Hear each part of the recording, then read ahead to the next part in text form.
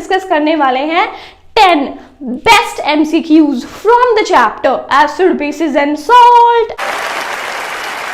I know ये chapter बहुत ज़्यादा इंपॉर्टेंट है और बोर्ड्स में ये बहुत अच्छी वेटेज रखता है। इसी वेटेज के कारण मैंने सबसे पहला वीडियो मल्टीपल चॉइस क्वेश्चंस के लिए इस सेशन में इसी चैप्टर से बनाया है। बहुत ही इंपॉर्टेंट पार्ट है, बहुत ज़्यादा बल्क कैरी करता है ये बोर्ड एग्जाम्स में। तो चलिए देर किस बात की है, जल्दी से स्टार्ट करते हैं हमारे chapter acid basis and salts के 10 बेस्ट MCQs, ऐसे MCQs जिससे कि आपके कॉन्सेप्ट भी क्लियर हो जाएंगे और आपका कॉन्फिडेंस यहाँ से यहाँ पहुंच जाएगा MCQs को सॉल्व करने के लिए। और MCQs फिर आपके लिए कभी भी एक मुसीबत नहीं रहने वाले हैं। तो वीडियो को बिल्कुल भी स्किप मत करना, एक एक मल्टीपल चॉइस क्वेश्चन को अच्छे से समझ लो, इससे चैप्टर भी रिवाइज हो जाएगा, जो इंपॉर्टेंट टॉपिक्स हैं, जो इंपॉर्टेंट कंसेप्ट है वो भी रिवाइज हो जाएंगे और आपका जो कॉन्फिडेंस है वो भी बूस्ट हो जाएगा। तो चलिए स्टार्ट करते हैं। तो सबसे पहला MCQ है, X is a substance which is soluble in water and its aqueous solution turns red litmus blue and produces hydrogen on reaction with zinc. It is prepared by electrolysis of NaCl aqueous. What is X? तो ये तो हमारी मुसीबत की जड़ है, मतलब जहां पे ये X, Y, Z, A, B, C वाले क्वेश्चन आ जाते हैं उन्हें तो देखते ही डर लगना शुरू हो जाता है और हम कहते हैं ना भाई ये तो हमसे होने वाला नहीं है, ये तो हमसे ना हो पाएगा। ये पहला डायलॉग है जो हमारा दिमाग हमें सुनाता है। तो आपने इन्हीं क्वेश्चंस को मास्टर करना है। ये वाले जो क्वेश्चंस होते हैं ना, these are one of the easiest question, क्योंकि इसमें इतने सारे हिंट्स दे रखे होते हैं ना आंसर के कि आप मतलब बात ही छोड़ दो, ये पूरा का पूरा क्वेश्चन आपको बता रहा है कि भाई ये है आंसर, भाई ये है आंसर।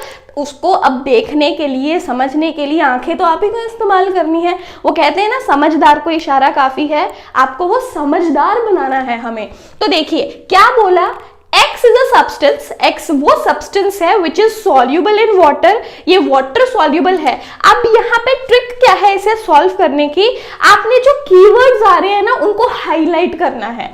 अब ये जो हमारा X है, X क्या है, soluble है किसमें, वाटर में, and its aqueous solution turns red litmus blue। देखो कितनी बड़ी बात बता दी, कहते जो X है, X का aqueous solution red litmus को ब्लू कर देगा। अब आप मुझे कमेंट सेक्शन में जल्दी से बताइए रेड लिटमस को ब्लू कौन करते हैं, एसिड्स या बेसिस? जल्दी से बताएंगे। मैं आपको हिंट दे देती हूँ, जो एसिड्स होते हैं, acids turn blue litmus red. जो एसिड्स हैं, एसिड्स क्या करते हैं, एसिड्स ब्लू लिटमस को रेड कर देते हैं। यहां पे हमें बताया है रेड लिटमस ब्लू हो रहा है, तो डेफिनेटली जो X है, X क्या हो गया, X is a base. X क्या है, X एक बेस है, याद रखना। एक हिंट आ गया हमारे पास। And produces hydrogen on reaction with zinc। X क्या है, एक बेस है, जब ही ये बेस रिएक्ट करेगा जिंक के साथ उस टाइम पे जो हाइड्रोजन गैस है वो इवॉल्व होगी। ये हमारा दूसरा हिंट है, that it produces hydrogen on reaction with zinc. जो बेस है X, यहाँ पे साथ साथ लिख लेंगे। कमी यही है कि हम लोग लिखते नहीं है साथ साथ, बस ऐसे ही पढ़ते रहते हैं रैंडमली।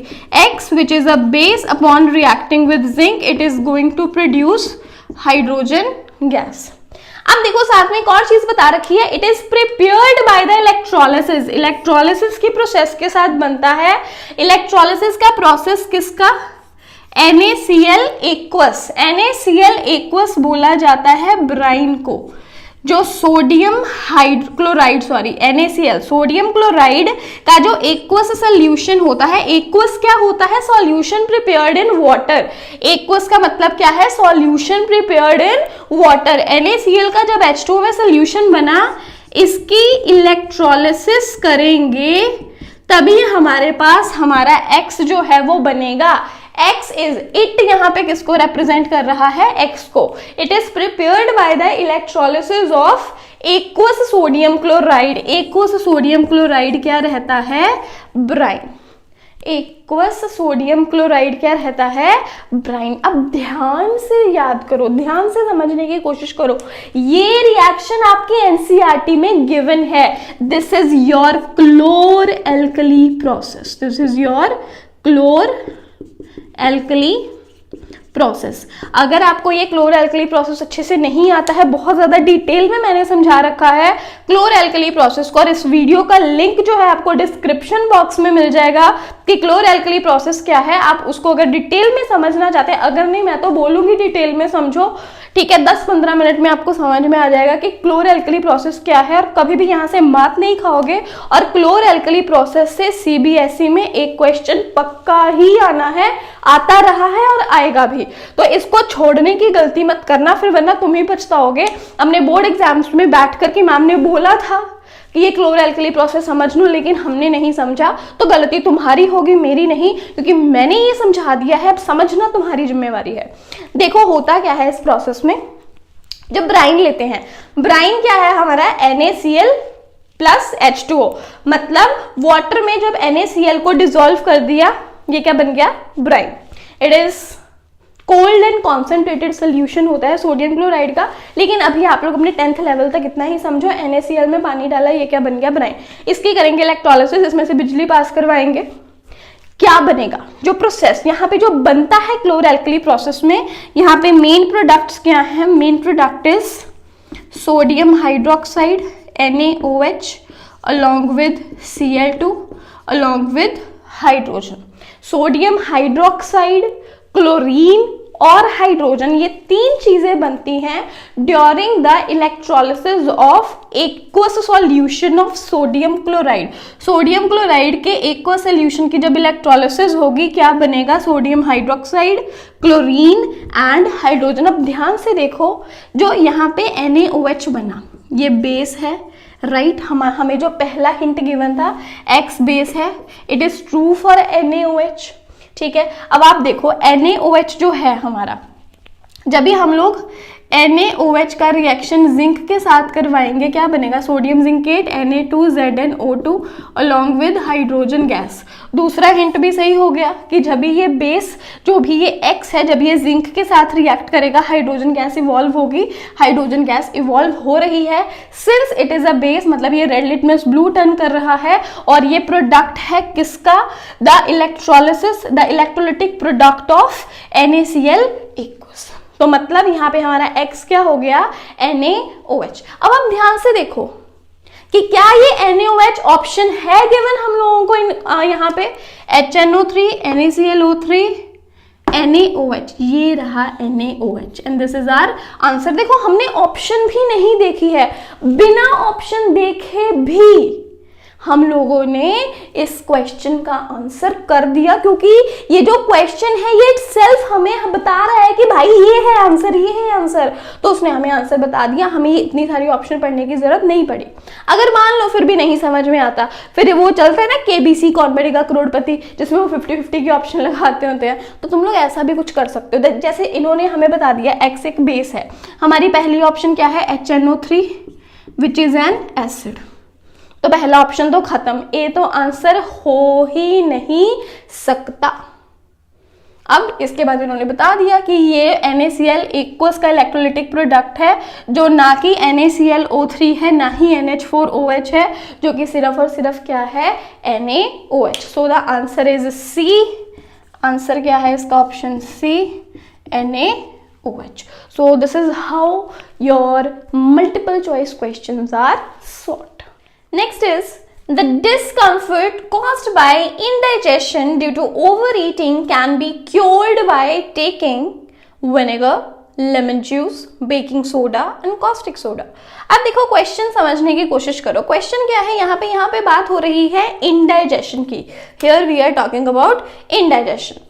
कहते जो डिस्कम्फर्ट है, जो इंडाइजेशन की वजह से डिस्कम्फर्ट हो रहा है, पेट में इरिटेशन हो रही है, उसको कैसे क्योर किया जा सकता है, उसका क्या इलाज किया जा सकता है।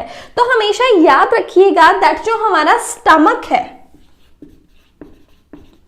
स्टमक में रहता है हाइड्रोक्लोरिक एसिड, और जो हाइड्रोक्लोरिक एसिड है, जब भी ओवर ईटिंग करी जाती है, ज़्यादा स्पाइसी खाना खा लिया जाता है, जैसे शादी ब्याह में जाएंगे, कहेंगे भाई इतना शगुन दे रखा है, इतने का तो खाकर ही जाएंगे। जब ज़्यादा खा लेंगे, कुछ ज़्यादा ही पनीर टिक्का खा लिया, ज़्यादा मतलब स्पाइसी फूड खा लिया, तो पेट में इंडाइजेशन हो जाती है। इंडाइजेशन की वजह से क्या होगा, पेट में फील होगी इरिटेशन।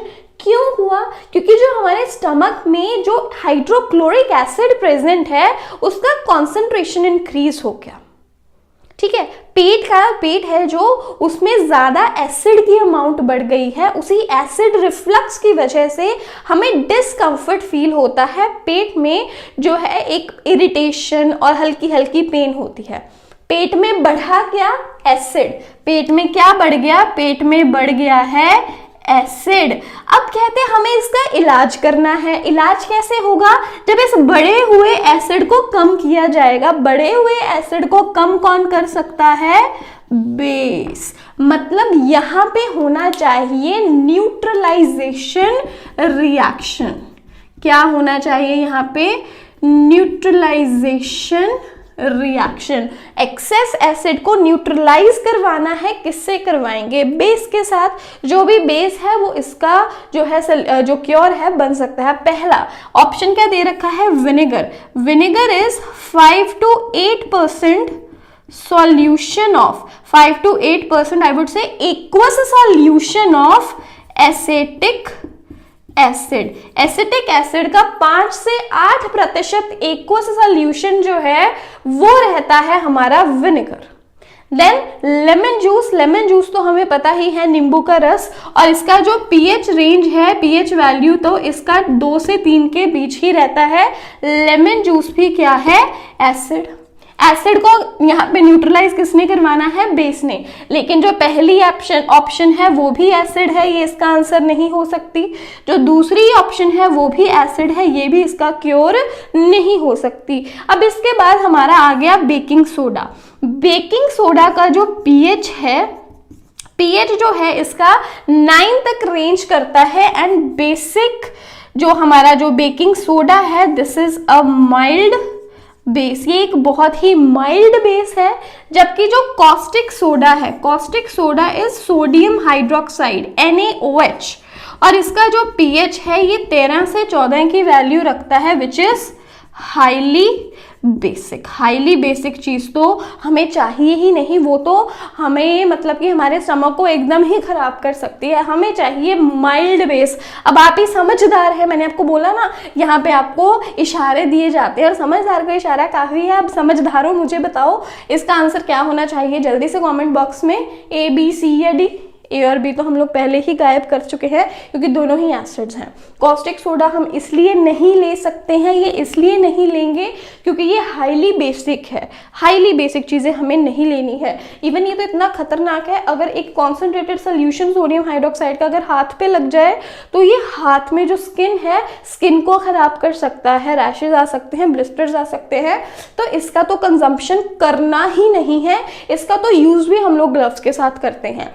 और बचा क्या हमारे पास? Baking soda. बेकिंग सोडा जो कि एक माइल्ड बेस है, ये बनता है cure that can relieve us from the pain caused by indigestion due to over eating. तो यहाँ पे आंसर हमारा क्या आ गया? See, that is baking soda. The next question is an element X forms two oxides XO and XO2. The oxide XO is neutral but XO2 is acidic in nature. The element X is. तो यहाँ पे बात हो रही है oxides की। कहते कोई एलिमेंट है X, दो ऑक्साइड्स बना रहा है XO and XO2। कहते जो ऑक्साइड XO है वो तो न्यूट्रल है, ना एसिड ना बेस, जबकि जो XO2 है this is acidic in nature. तो बताइए एलिमेंट X क्या होगा? अब देखिए यहाँ पे जो सबसे कीवर्ड आपको नोट करना है, सभी अपनी नोटबुक में लिख लीजिए, जब बुक में कहीं भी मार्क कर लीजिए, लेकिन चीज बहुत ज्यादा इंपॉर्टेंट है। हमेशा याद रखना कि अगर कोई ऑक्साइड एसिडिक है, एसिडिक ऑक्साइड हमेशा नॉन मेटल्स की बनती है। मेटल्स एसिडिक ऑक्साइड्स जो है, सिर्फ एसिडिक ऑक्साइड जो है नहीं बनाते। ठीक है, एसिडिक ऑक्साइड्स यहाँ पे नोट करके लिख लो, non metals form acidic oxides, कि जो नॉन मेटल्स हैं, नॉन मेटल्स एसिडिक ऑक्साइड्स बनाते हैं। जो मेटल्स होते हैं, मेटल्स की ऑक्साइड आमतौर पर रहती हैं बेसिक, न्यूट्रल होंगी, बेसिक होंगी या एम्फोटेरिक होंगी। एम्फोटेरिक होती हैं ऐसी ऑक्साइड जो एसिड और बेस दोनों हो। टॉपिक बहुत ज़्यादा इंपॉर्टेंट है ये भी, लेकिन ये अगले चैप्टर का है, मेटल्स एंड नॉन मेटल्स से। इसके ऊपर भी मैंने एक बड़ा अच्छा वीडियो बना रखा है, उसका लिंक भी मैं दे दूंगी, देखना होगा तो आप उसे भी देख सकते हैं। लेकिन अभी के लिए इस एमसीक्यू को सॉल्व करने के लिए यही इंपॉर्टेंट है that non metals form acidic oxide, non metals acidic oxide बनाते हैं। अब ऑप्शंस देखो क्या क्या गिवन है हम लोगों को। ऑप्शंस में गिवन है sulphur, calcium, hydrogen and carbon. Calcium क्या है? कैल्शियम इज अ मेटल, मतलब ये तो आंसर है नहीं किसी भी हालत में, क्योंकि एसिडिक ऑक्साइड है तो ये तो नॉन मेटल ही बनाएगा, तो कैल्शियम तो मेटल है, ये हमारा आंसर नहीं हो सकता। अब बचे हमारे पास सल्फर, हाइड्रोजन एंड कार्बन। जो हाइड्रोजन है ये तो ऑक्सीजन का हाइड्राइड है, ये H2O बनाता है, आप लोगों को पता है वाटर का फॉर्म है ये, ठीक है। यहाँ ये बनाएगा हाइड्रोजन पर ऑक्साइड इज H2O2, मतलब ये XO या XO2 की कैटेगरी में फॉल नहीं कर रहा है। HO या HO2 जैसी चीज एग्जिस्ट नहीं करती, क्योंकि हाइड्रोजन का तो वैलेंसी ही 1 है, तो ये HO2 कहाँ से बना देगा? तो मतलब ये C जो आंसर है इसका नहीं है, हाइड्रोजन नहीं है इसका आंसर। देन बात आई हमारे कार्बन की। अब कार्बन के बारे में आपको पता है, यहाँ पे X की जगह C फिल करके देख लो। X की जगह हम लोग क्या फिल करके देख लेंगे? C। XO की जगह क्या बन गया? CO। XO2 की जगह क्या बन गया? CO2। सुने हैं ये नाम कभी? CO इज कार्बन मोनोऑक्साइड, ठीक है। यहाँ पे X की जगह हमने C फिल कर दिया, CO एंड CO2। अब ये तो सुने हैं, बात बन गई। CO and CO2, carbon monoxide. Carbon monoxide क्या है? न्यूट्रल। कार्बन डाइऑक्साइड क्या है? हमारा एक एसिडिक ऑक्साइड। कैसे पता चला कार्बन डाइऑक्साइड एसिडिक है? कोई भी चीज हवा में नहीं होती। CO2 कार्बन डाइऑक्साइड जब पानी में डिसॉल्व होती है तो ये बनाती है H2CO3 which is carbonic acid. इसलिए जो CO2 है हमारी, CO2 क्या है? एसिडिक है। तो इसका आंसर ये एलिमेंट X क्या है? Carbon. So the answer is option D, ठीक है। तो ये हो गया हमारा third MCQ। Number 4 is which natural acid base indicator is used in kitchens of our home। अब ये एसिड बेस इंडिकेटर क्या है? याद रखिएगा, इंडिकेटर्स हम लोग उन सब्सटेंसेस को बोलते हैं जो अपना कलर चेंज करके हमें ये डिटेक्ट करने में हेल्प करते हैं कि कौन सा सब्सटेंस एसिडिक होगा और कौन सा सब्सटेंस बेसिक होगा। तो देखिए यहाँ पे हमें कुछ एग्जांपल्स दे रखी हैं, tea leaves, turmeric, sodium chloride and baking soda. इन चारों में से कहते भी कौन सा ऐसा हमारे पास प्रोडक्ट है which is an acid based indicator. अब देखिए आपको हमेशा ये चीज याद रखनी है, टी लीव्स आपको पता है चाय पत्ती, मतलब कि चाय पत्ती हो गई है ना। देन टर्मरिक हल्दी, sodium chloride is NaCl, sodium chloride is NaCl which is common salt used in our kitchen। then baking soda है सोडियम बाइकार्बोनेट। आपको याद रखना है कि जो टर्मरिक है, turmeric is a natural acid base indicator. ये जो टर्मरिक है, टर्मरिक बेसिकली हमें बेस के को डिटेक्ट करके बताती है। तो क्या करना होता है हम लोगों ने, अगर मान लो we have 2 glasses of water, ठीक है, इन में हमने डाल दिया टर्मरिक यानी कि हल्दी का एक्वस सॉल्यूशन, ठीक है। इसमें क्या डाल दिया हम लोगों ने? हल्दी का एक्वस सॉल्यूशन। एक ग्लास में मान लो हम लोगों ने ऐड कर दिया एसिड और एक ग्लास में हम लोगों ने ऐड कर दिया बेस। जिसमें एसिड ऐड करेंगे वहां पे कुछ नहीं होगा, जो टर्मरिक सोल्यूशन का येलो कलर है it will remain as such. लेकिन जिस ग्लास में हम लोगों ने बेस ऐड करा है उसका जो येलो कलर है वो कन्वर्ट हो जाएगा रेडिश ब्राउन में। किस में कन्वर्ट हो जाएगा ये? रेडिश ब्राउन में। तो मतलब जो हल्दी है, हल्दी एक नेचुरल एसिड बेस इंडिकेटर है जो कि बेस को रेडिश ब्राउन में कन्वर्ट कर सकती है। और यही कारण है कि जब भी हमारी कोई वाइट शर्ट है उस पर कोई सब्जी का दाग लग जाता है और हम लोग उसको साबुन से धोने की कोशिश करते हैं, क्योंकि जो हमारे पास साबुन रहता है, कपड़े धोने वाला साबुन रहता है, वो बेसिक होता है नेचर में। जब भी हम लोग उसके ऊपर साबुन लगाते हैं तो उसका कलर जो है रेडिश ब्राउन हो जाता है, क्योंकि ये एक बेस जो हमारे पास जो टर्मरिक है वो एक नेचुरल एसिड बेस इंडिकेटर की तरह वर्क कर रहा है। अब ये तो थ्योरेटिकल बात होगी ना, मैंने इसके ऊपर बिल्कुल एक एक्टिविटी बेस्ड वीडियो बनाया है, उसका लिंक भी आपको डिस्क्रिप्शन बॉक्स में मिलेगा। आप उसे एक बार देख लो। जब आप प्रैक्टिकली देख लोगे ना अपनी आंखों से, भाई हाँ ये चीज होती है, तो आपको कभी भी मन में डाउट नहीं रहेगा। और ये क्वेश्चन इतना ज़्यादा इंपॉर्टेंट है, ये टर्मरिक वाला पॉइंट इतना ज़्यादा इंपॉर्टेंट है कि यहाँ से सीबीएसई बोर्ड्स में भी क्वेश्चन आए हुए हैं। तो इस टॉपिक को बिल्कुल भी लीव मत कीजिएगा।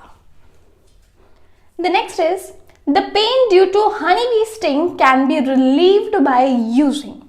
कहते जब हनी बी स्टिंग करता है उस टाइम पे बहुत ही ज़्यादा पेन होती है, उस पेन से इजाद कैसे पाया जा सकता है? हनी बी स्टिंग, ये है हमारे कीवर्ड्स। अब आपको याद रखना है कि जो हनी बी का स्टिंग है इसमें रहता है मीथेनोइक एसिड, मीथेनोइक एसिड, और it is also called as formic acid. Methanoic acid बोलो या फिर फॉर्मिक एसिड बोलो, one and the same thing. जो एंट स्टिंग हो गया या फिर हमारा बी स्टिंग हो गया, हनी बी का स्टिंग या फिर एंट्स स्टिंग, इनके जो डंग रहते हैं उनमें प्रेजेंट रहता है मिथेनोइक एसिड। ये जो मिथेनोइक एसिड है हमारी बॉडी में अपने स्टिंग के जरिए ट्रांसफर कर देते हैं और उसी की वजह से पेन होती है, इरिटेशन होती है। उससे उस पेन से रिलीफ कैसे पाया जा सकता है? अगेन बड़ा ही सिंपल सा प्रिंसिपल लगेगा यहाँ पे, न्यूट्रलाइजेशन रिएक्शन। अब एसिड उन्होंने हमारी बॉडी में इंजेक्ट कर दिया जिसकी वजह से हमें पेन हो रही है। एसिड को अब खत्म कौन करेगा? बेस। बेस देखो अब क्या है? विनेगर। विनेगर मैं आपको पहले ही बता चुकी हूं, that is it is 5 to 8% aqueous solution of acetic acid. Then B, baking soda. Baking soda is a mild base. Sodium chloride is a salt and pickle, अचार, ये भी एसिडिक है नेचर में। आप बताइए आंसर मुझे इसका। अब तो आपको समझ में आ गया होगा इसका आंसर क्या है। The answer is B. Baking soda को यूज करते हुए जो हनी बी स्टिंग है उससे होने वाले दर्द से रिलीफ पाया जा सकता है। इसी तरह से एक और जो हमारे पास यहाँ से एमसीक्यू बन सकता है, the pain due to wasp sting can be relieved by using. जो वास्प स्टिंग है उससे होने वाली दर्द को कैसे खत्म किया जा सकता है? याद रखिएगा कि जो हमारे पास हनी बी स्टिंग है और वास्प स्टिंग है इनका नेचर अलग रहता है। हनी बी का जो स्टिंग है वो एसिडिक होता है, उसमें मिथेनोइक या फॉर्मिक एसिड प्रेजेंट है, जबकि जो वास्प स्टिंग है, wasp sting is basic in nature. Wasp sting contains a base.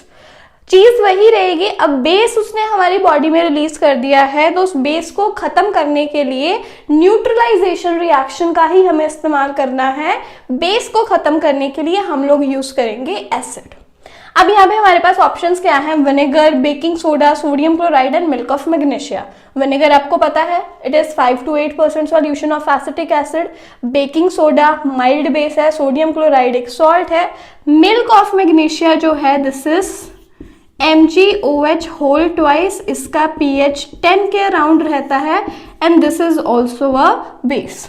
अब वास्प स्टिंग से तो ऑलरेडी बेस हमारी बॉडी में चला गया है तो इनका इस्तेमाल तो हम लोग नहीं करेंगे, ना ही इस्तेमाल करेंगे सोडियम क्लोराइड का। So the answer is a. Vinegar use किया जाएगा, विनेगर यूज कर सकते हैं, पिकल यूज कर सकते हैं, अचार रगड़ सकते हैं, जिससे कि उस एक्सेस बेस को खत्म करके उससे होने वाली जो दर्द है उसे खत्म किया जा सकता है। Next is this does not possesses water of crystallisation. इनमें से किसमें वाटर ऑफ क्रिस्टलाइजेशन नहीं है? पहले मैं आपको इसके फॉर्मूले बता दूं, उसके बाद इसका आंसर आपको खुद ब खुद समझ आ जाएगा। Potassium nitrate, it is KNO3।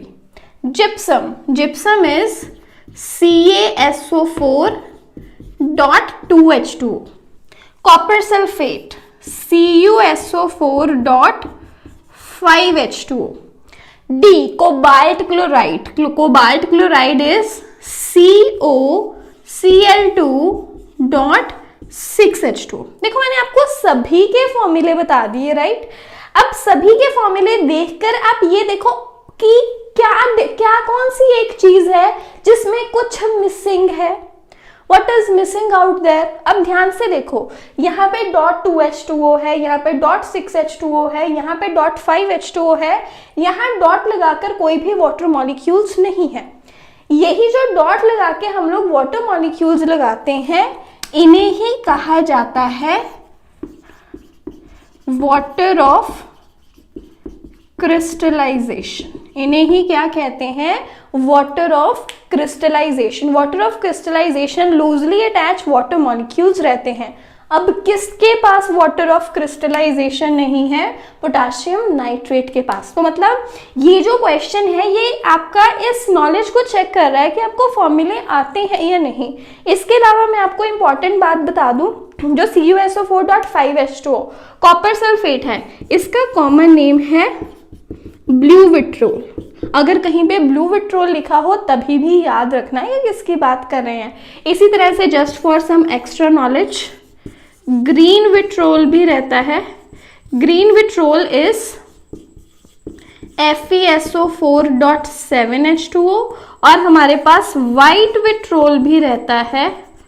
White vitriol is ZnSO4.7H2। तो ये तीन चीजें भी इंपॉर्टेंट है, blue vitriol, green vitriol and white vitriol. Extra knowledge के लिए भी चीजें याद रखना, लेकिन इसमें आंसर हमारा ए ही है। वाटर ऑफ क्रिस्टलाइजेशन किसके पास नहीं है? पोटाशियम नाइट्रेट के पास। चलो भाई, अब नेक्स्ट मल्टीपल चॉइस क्वेश्चन आ गया है। अब देखो, ऐसा अगर कोई मल्टीपल चॉइस क्वेश्चन आ जाए ना, तो हम लोगों ने स्टेटमेंट तो बिल्कुल नहीं पढ़नी है, बस ये देखना है कि ऑप्शंस में यहाँ ना फ्रैक्शनल वैल्यूज आ रही हैं, कुछ न्यूमेरिकल वैल्यूज आ रही हैं, और यहीं से हम लोगों का कॉन्फिडेंस लूज हो जाता है कि ना ये नहीं हो पाएगा, पता नहीं क्या पूछ लिया। और हम लोग ये भी कोशिश नहीं करते कि हम एटलीस्ट क्वेश्चन तो पढ़ लें क्या है, हम लोग ऑप्शंस देखकर पहले ही डर जाते हैं। तो ऐसी चीज भी नहीं करनी है। ऐसे फियर्स जो हैं आपको सबसे पहले अपने दिमाग से निकालने हैं कि किसी न्यूमेरिकल वैल्यू को अगर हम लोग देख के डर जाए तो डरना नहीं है। अब देखो क्वेश्चन क्या है, the difference in number of crystalline water molecules in a molecule of gypsum and POP is। Question बहुत ही ज्यादा सिंपल है।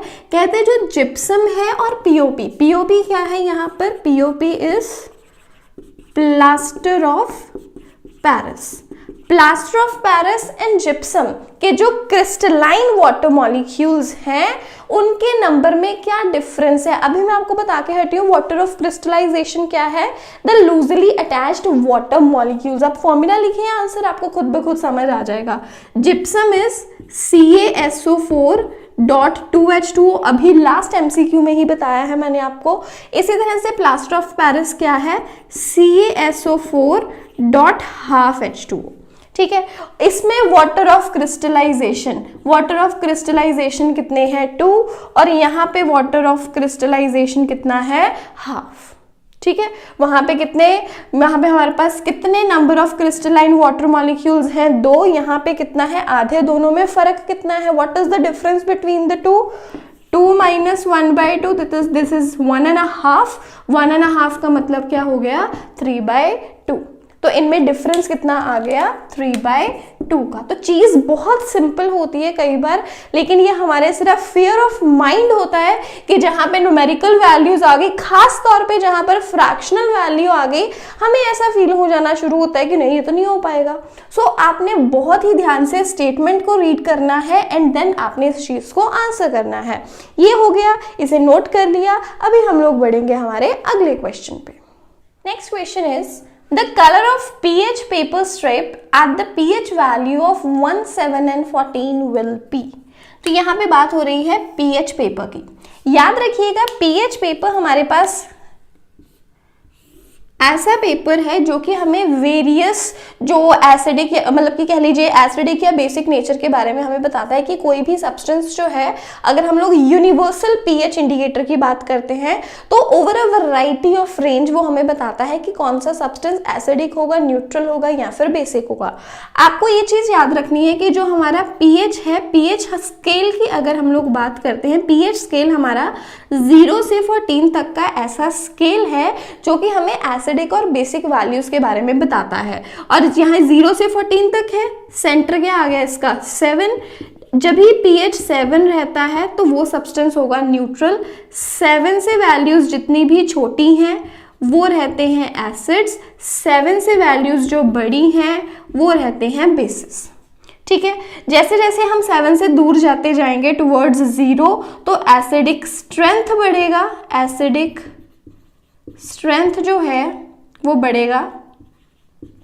और जैसे जैसे 7 से हम लोग 14 की तरफ जाएंगे तो इधर जाते हुए जो बेसिक स्ट्रेंथ है, बेसिक स्ट्रेंथ बढ़ेगा। अब हमें 3 वैल्यूज गिवन है, कहते हैं कि जब ही pH 1 है, 7 है, 14 है, उस टाइम पर आपको क्या कलर्स जो हैं वो ऑब्जर्व होंगे। तो याद रखिएगा कि जो हमारे पास जब भी हम लोग एसिडिक, ज़्यादा एसिडिक साइड पर होते हैं तभी कलर रहता है रेड, न्यूट्रल का कलर रहता है ग्रीन, और pH 14 हो तभी कलर रहता है ब्लू। सो इसका आंसर होना चाहिए red, green and blue. Option B is right. Last but not the least हमारा एक और बहुत ही ज्यादा important multiple choice question, Which of the following indicators are colorless in acidic medium? इनमें से गिवन जो हमें इंडिकेटर्स गिवन है, इनमें से कौन सा इंडिकेटर एसिडिक मीडियम में कलरलेस रहेगा? सबसे पहली ऑप्शन है मिथाइल ऑरेंज। मिथाइल ऑरेंज इसका अपना ही कलर ऑरेंज है, ठीक है, तो ये तो कलरलेस नहीं है। टर्मरिक सोल्यूशन येलो रहता है। Litmus is a purple dye. Phenolphthalein, phenolphthalein हमारे पास एक कलरलेस सोल्यूशन है जो एसिडिक मीडियम में कलरलेस ही रहेगा, कोई कलर उसमें नहीं आएगा। फिनोफ्थलीन अपना कलर तब चेंज करता है जब उसमें बेस ऐड किया जाए। जब भी हम लोग फिनोफ्थलीन में ऐड कर देते हैं base, when a base is added to it then it turns pink. लेकिन अगर इसी फिनोफ्थलीन में हम लोग ऐड करेंगे कोई एसिड, एसिड ऐड करने पर ये बिल्कुल कलरलेस ही रहेगा, इसमें कोई भी कलर चेंज है जो है वो ऑब्जर्व नहीं किया जाएगा। तो मतलब ये चीज़ होगी ना, या फिर ये ऐसा नहीं है कि हम लोग सिर्फ हवा में ही बात कर रहे हैं। मेरे पास इसका भी एक्सपेरिमेंटल वीडियो है, मैंने बहुत ही शॉर्ट में वीडियो बना रखा है, YT शॉर्ट ही बनाया है, जिसमें आपको एक क्लियर अंडरस्टैंडिंग हो जाएगी कि ये जो हमारे पास इंडिकेटर्स हैं ये किस तरह से वर्क करते हैं। उसका लिंक भी आपको डिस्क्रिप्शन बॉक्स में मिल जाएगा। बहुत एंजॉय करने वाले हो उस एक्सपेरिमेंटल वीडियो को। आई विल इंसिस्ट कि आप लोग उस वीडियो को जरूर देखें। So that was all for today's video। आज की वीडियो में हम लोगों ने 10 बहुत ही इंपॉर्टेंट मल्टीपल चॉइस क्वेश्चंस को कवर करा है, और आप लोगों का जो कॉन्फिडेंस लेवल है MCQs को सॉल्व करने में वो तो कई गुना बढ़ चुका है। अगर आप चाहते हैं हम लोग ऐसी ही वीडियोस आपके लिए लाते रहें तो इस वीडियो को ज्यादा से ज्यादा शेयर जरूर कीजिएगा अपने फ्रेंड्स के साथ। अगर आपने हमारे चैनल को सब्सक्राइब नहीं किया है तो सब्सक्राइब भी कर ले, बेल आइकन को प्रेस कर दे, सो दैट जब भी मेटल्स एंड नॉन मेटल्स या फिर मैं कि फिजिक्स के, इलेक्ट्रिसिटी पर भी इस तरह के न्यूमेरिकल्स का वीडियो आता है तो आप उसको बिल्कुल भी मिस ना करें। जैसे ही वीडियो पब्लिश होता है आपको उसका नोटिफिकेशन मिल जाए। तो स्टे ट्यून्ड विद अस, और अभी हम लोग मिलेंगे हमारे अगले वीडियो में।